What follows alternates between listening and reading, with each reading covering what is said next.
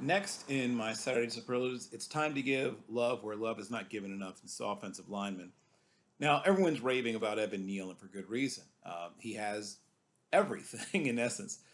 He's enormous. He's 6'6" and 5'8" and 352 pounds, and sort of halfway between Orlando Brown Sr. and Jonathan Ogden in a lot of ways. He has the things that you really look for. He has feet, he has hands, he finishes, he has power, he has technique.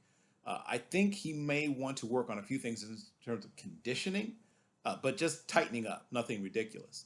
Uh, I got to see Northwestern Michigan State in person, and both offensive lines, quite frankly, looked good, especially in the run game. Both of them did a good job of establishing the run in terms of dominating physically against the other team's defensive line, which you expect. I mean, the offensive line is supposed to have a physical advantage there. But Matt Allen, who of course is the younger brother of Jack Allen, stood out to me in particular.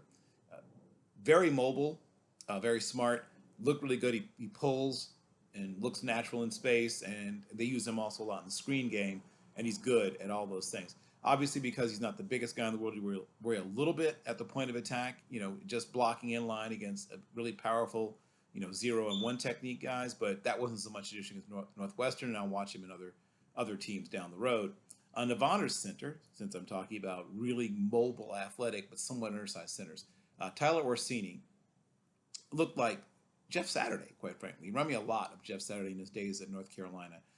Same sort of strengths and maybe even some same weaknesses. Not once again not a giant guy. About 296 pounds, but has everything else that you want. Also, I want to give some love to Isaac Weaver, who had previously been a tackle, but when I got to see him against Hampton University, he was actually kicked inside the guard and looked quite natural.